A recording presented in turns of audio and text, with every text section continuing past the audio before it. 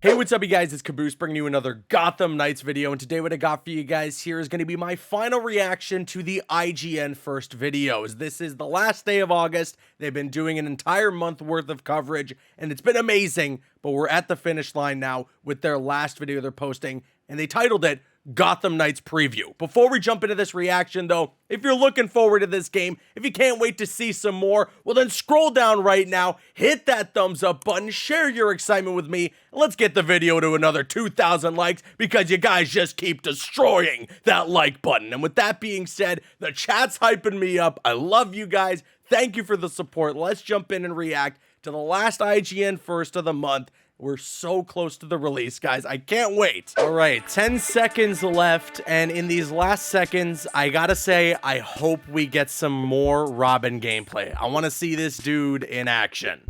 Here we go. Come to watch the show. Ooh. Nah, I'm just here to kick your ass. As part of our visit to Warner Bros. Games Montreal, we got to see a lot of Gotham Knights being played, but we weren't able to go hands-on with the game ourselves, and that makes a traditional preview a little difficult. Without having had a controller in our hands, it's hard to say how combat, working through missions, or making gear choices feels. And with that in mind, this preview will be a little more structural. With the help of the game's developers, we'll walk you through how Gotham Knights is put together, revealing brand new information about the open world, how supervillains fold into the fabric of the wider game, the game's neat approach to a day-night cycle, and more. Wait, the game's neat approach to a day and night cycle. Okay, actually, no, I remember As we've spoken that about it's... previously, Okay, here, this I month, won't interrupt. Gotham Knights' world is aiming to feel like a real city, with centuries of history behind it. Part and parcel with that is how truly open it is. The developers ensured that almost the entirety of their Gotham is open from the very beginning, with each of its five boroughs offering different traversal opportunities, different threats, different activities, and different characters. But the team also wanted to create the sense of a city reacting to the presence of new vigilantes hitting the streets. I would say we start off the game in a pretty cold version of Gotham. The police don't like you, the citizens don't like you, and over time the tone evolves because you identify major threats to the city, you can find out to a certain extent what's going on beneath the surface in Gotham, and you gradually build the confidence of the citizens. Of course, some will always be on your side, and a group of citizens called the Watch act as an informant network for the Knights, offering up missions that will help stitch their parts of the city back together, all of which will see you head out into the darkness to help bring some light back to Gotham. As it turns out, Dark Knights in training like to come out during, well, Dark Nights. Key to Gotham Knights is that it's not a game with a shifting, continuous day-night cycle. Rather, the entire game is set over consecutive nights, with new crimes emerging every evening, and villain storylines progressing alongside your work to stop them. The only time you'll see daylight in the main game is inside the Knights' headquarters, the Belfry, where you'll plan for what to do after the next sunset. Can you play on that arcade machine? The central loop of the game experience in Gotham Knights is what we call our Belfry loop. When you exit the Belfry, it's always nighttime. You don't have to worry about when the sun's going to come up. But in the course of that night, there are going to be some crimes and other activities that are happening in the streets of Gotham that are premeditated. They were predetermined by whoever was going to commit them, the day before. When you complete a night of crime fighting, and it's up to the player to decide when they're done, but it could be a case of them saying, well, I think I've hit most of the major crimes I needed to, or it could be the case of them saying, I learned what I needed to learn and now I need to go back to the Belfry to advance the story, for example. Then you return to Belfry and now it's daytime. Crimes in Gotham Knights come in many forms. They can range from procedurally generated muggings right up to entire gangs running complex operations. And the more you foil, the more you'll learn about crimes to come. We wanted this concept of information scarcity. So you need to find stuff out about the city night after night. You already have a kind of activity queue that you can be tracking and deciding, okay, I think that's going to be more important for me to take on. Maybe this is more interesting to me because it maps better to one of the challenges. Oh, is that how you switch? Or maybe this has direct impact on me finding that next chapter in the larger mystery, right? So there's a lot of different reasons why a player might choose to go after one particular crime or another. Unlike the game's checkpointed story missions, if you fail a crime, there's no opportunity to replay that exact situation again. It's all part of the superhero learning process. Once you end a night, crimes are reset. That night is over.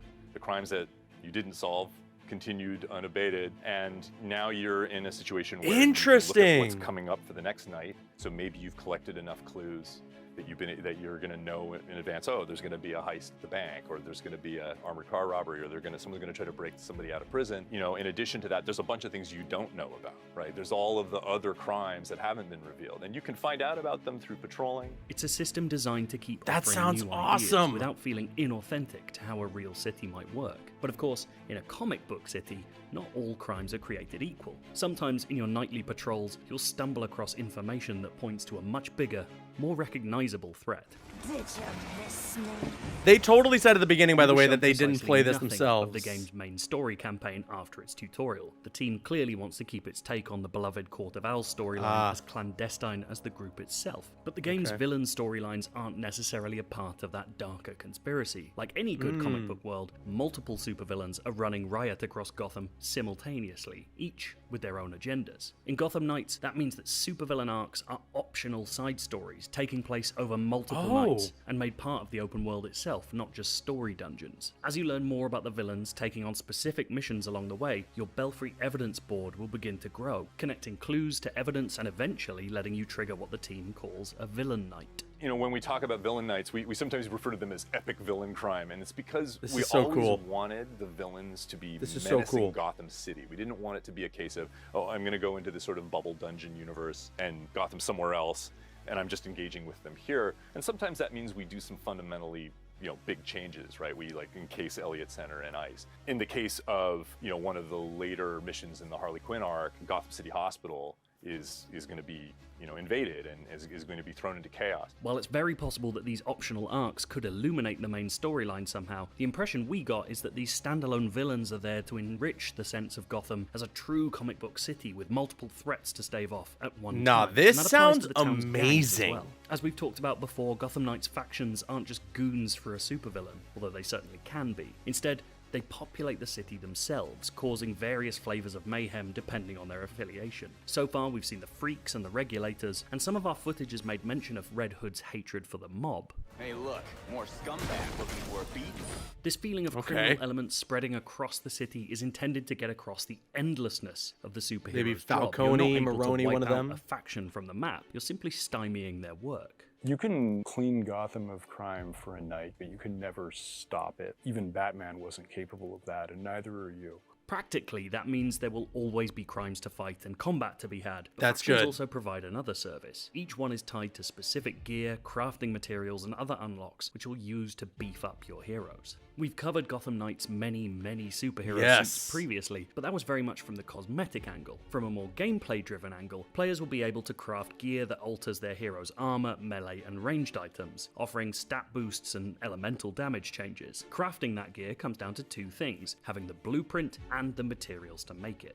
All of the gear is created through crafting. There are flavors of gear, and it applies in slightly different ways to suits and melee weapons and ranged weapons, but what they kind of have in common is this focus on these elemental damage types. Cryogenic, freezing damage, thermal damage, electrical damage, poison. We've seen a lot of These kinds of this. things. And those interactions should become doubly interesting by introducing another player into the world. From day one, Yeah, the some Gotham co-op. Knights team has made clear that its take on two-player co-op is completely untethered, meaning one player can theoretically explore another's world without ever having to meet them. Anytime you're playing in Gotham City as opposed to inside a story dungeon as part of one of the beats of the main mystery of the storyline, you're untethered. It also provides the most organic kind of superhero meetup opportunity where you think your buddy is with you and then he disappears love that. for a while because he got distracted by something or you found a collectible. And then a second later you look up on a rooftop and a Batarang comes out of nowhere and here's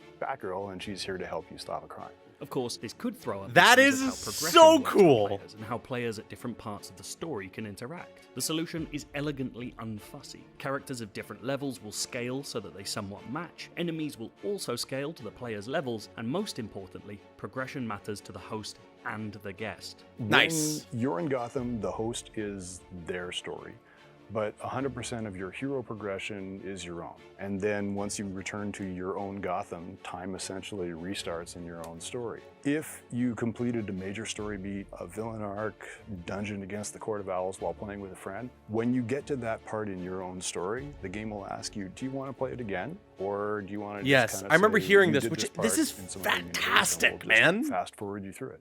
But despite This is so watching good. hours of the game being played live, there was a lot we weren't allowed to see. The game's main story missions are still a mystery to us, even down to how they're unlocked or displayed on That's the good. map. More That's good. intriguingly, the team repeatedly made reference to an endgame for Gotham Knights, but steadfastly refused to talk about it. Given the game's action RPG structure, it wouldn't be hugely surprising to find that it included an MMO-style raid of some kind, or, with a focus on the open world as an evolving space, if Gotham itself was materially transformed by the effects of the Court of Owls. A We just raid? don't know right now, but the biggest outlier for us is in how the game feels to play for an extended period of time. Combat certainly looks interesting, perhaps a tad heavier than the Arkham series it will be compared to, and with a much bigger focus on using special abilities you've earned along the way. Getting around the city, whether by parkour, grappling hook, bike, fast travel paradrops, or the hero's unlockable abilities, feels like a genuinely fun first affair as well. But Gotham Knights will live and die on how these things string together, and how those smaller moments make its larger structure, those nights of patrols, crime fighting, and clue gathering, feel as compulsive as the team hopes for.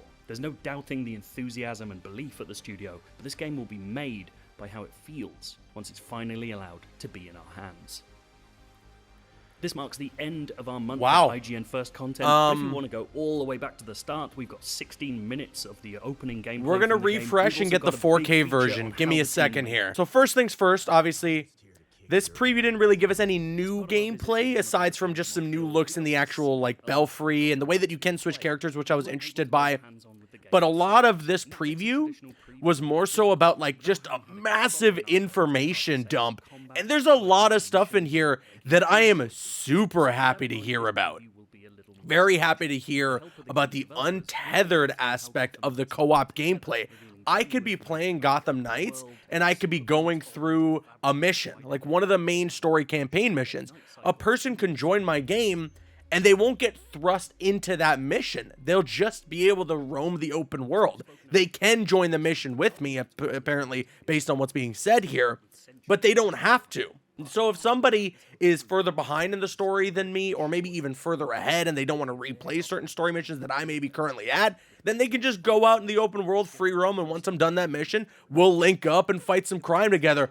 I think that is amazing, and it's totally going to add to this kind of fun and interesting, seamless co-op aspect to the game, because it's not one of those things where you guys are forced to be side by side all the time. You and your buddy can just be chilling and having a chat while he's on one side of the open world and you're on the other, and you never know. At some point when you're just roaming around, you guys meet in the middle. I think that is amazing. That has got to be one of the most exciting things I've heard for Gotham Knights so far, and I can't wait to jump in and try it out myself. There's a lot of other stuff that was mentioned here, you know, like there was mentioned that there was like a civilian group that's going to help give us intel. There's also mentioned that there's procedurally generated crimes, so you're going to have faction crimes that take place, and when you complete a certain amount of them, you're done for the night. You can go back to the Belfry, but that doesn't mean that there aren't any crimes that happen throughout the night. You can still run around and find like muggings or whatever it might be that's happening throughout Gotham City. What I also found really interesting is if you don't complete a crime,